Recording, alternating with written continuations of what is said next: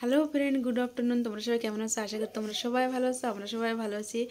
আর আমাদের এখানে না প্রচণ্ড ঠান্ডা পড়ছে। দেখো আমি কি চাদর গায়ে দিয়ে নিছি। আর এখন খেতে বসে পড়ছি। চলো দেখাচ্ছি কি কি রান্না করছি, কি দিয়ে খাওয়া দাওয়া করবো। আমার ঠান্ডা আছে, কিন্তু আমার দুই ছেলের ঠান্ডা নেই। ওরা একজন ফুলাতে পড়ছে আর একজন হাঁপাতে পড়ছে। এইমাত্র সবাই স্কুল দিয়ে একজন আসছে, স্নান করে খেতে বসছে। ওর জন্যই বসা, মানে দেরি করা হয়। ও আসবে তারপরে খাইতে বসবো দেখে। চলো কথা না বাড়াই, দেখাই কি কি খাওয়া দাওয়া করবো। আর একটা কথা তোমাদের সাথে শেয়ার করবো আজকে। এ দেখো, আজকে মেনুতে আছে আমার আলু সেদ্ধ, এই যে আলু সেদ্ধ, বিনস আলু ভাজা, ভাত, বকফুলের বড়া। এই যে পুচকু আলু সেদ্ধ নেয় নাই, ও বকফুলের বড়া বিনস আলু দিয়ে ওরে ভাতটা মাখা দিছে। দেখো আমার হাতের অবস্থা, ওর ভাতটা মাখাই দিছে, আলু সেদ্ধ মাখাইছে, আর ওর ভাতটা মাখা দিছে, বকফুলের বড়াটা ঢেকে রেখে দিছে। আর ওইখানে শুনু খাওয়াতে করতেছে, ওরেও বকফুলের বড়া দিছে, আলু সেদ্ধ আর মুগ ডাল করছি, বিনস আলু ভাজা। এই দিয়ে আজকে আমি দুপুরে খাওয়া দাওয়া করবো।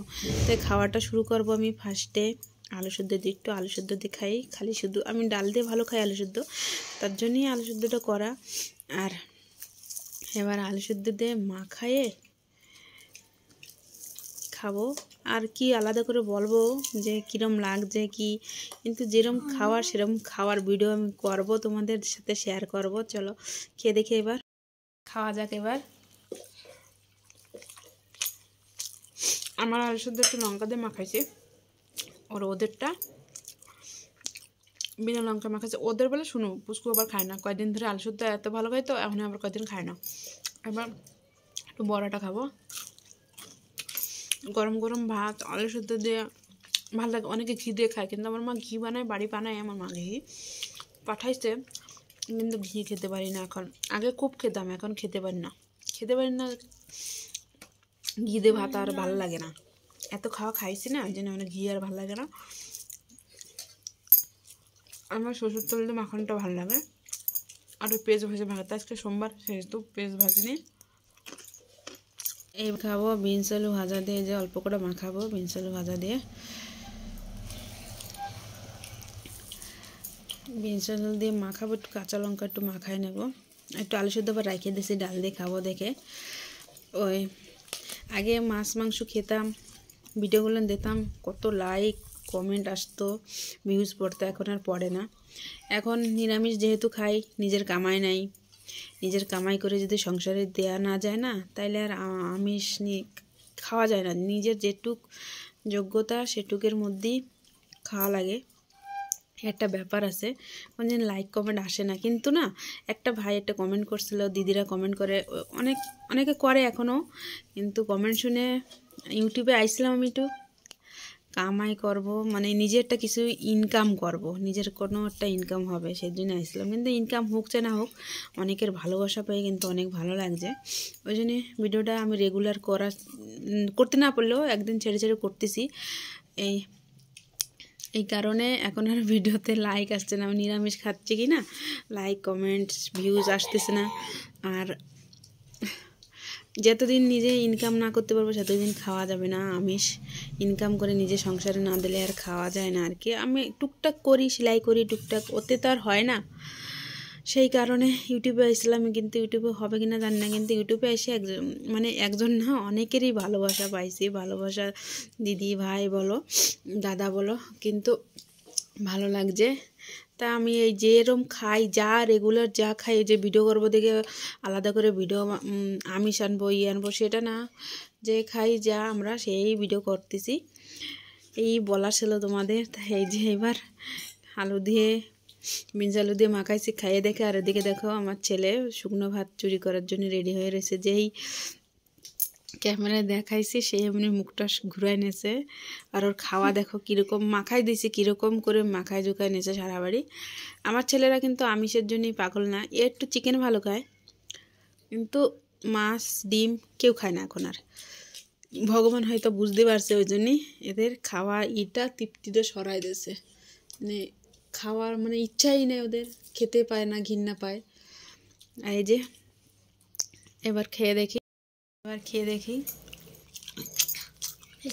এই কথাটাই তোমাদের সাথে শেয়ার করা ছিল, আর কিছু না। তা আমি যেদিন নিজে রোজগার করে আনতে পারবো, মাছ আমি খাই, কিন্তু আমার ছেলেরা খায় না। ছোট্ট থাকতে খেত, এখন আর খায় না। লবণ, ওরম লবণ, কাঁচা লবণ খাইতে না, একটু পাশে আনছিলাম, নিয়ে খাওয়া শুরু করছে। শুকনো ভাত দেবো, আর কিছু বলার নাই।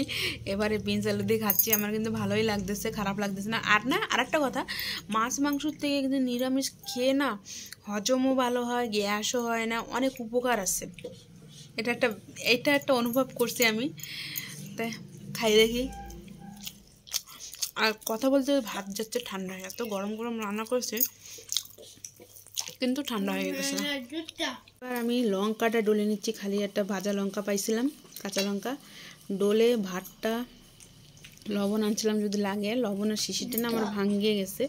কাঁচা শিশিতে লবণ লাগতে হয় যেহেতু, সেহেতু ভেঙে গেছে। হাজমোলা শিশিতে রাখছিলাম, মাখায়ে এবার ডাল পুটু নেবো।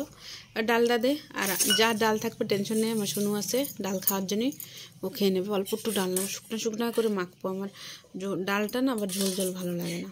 ওই 2 হাতে ডাল নিয়ে নিলাম, নে যেহেতু মুগ ডাল না, আর নেবো না মুগ ডাল। শুকনো লঙ্কা খাবো না, কাঁচা লঙ্কাই খাবো। এবার ওর একটু ডাল দে। ও দেখো ভাত ওর যেরম সেরম রয়েছে, লাস্ট পর্যন্ত আমার আবার খাওয়াই দিতে হবে।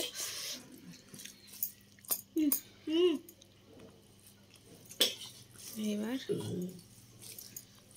মাখায়ে আলু দিয়ে একটু নিই, খেয়ে দেখে ঝাল। এটা শুরু করছি, খাবো আর একটু। বলে ওদেরটা শেষ হয়ে গেছে, বলে তুমি তো এখন শুরু করনি, আর ওদিকে শুনু খাচ্ছে যায়। এবার খেয়ে দেখি।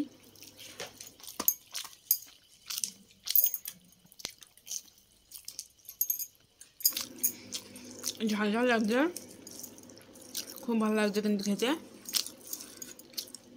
যেহেতু আমি একটু ঝাল ভালো খাই, ওই জন্য আমার ধরো বেশি করে ভালো লাগছে। আলু দিয়ে, বিন দিয়ে, সব কিছু দিয়ে মাখাই খেলে না একটা টেস্ট আলাদা রকম আসে, কিন্তু আমার কিন্তু ভালো লাগে খুব।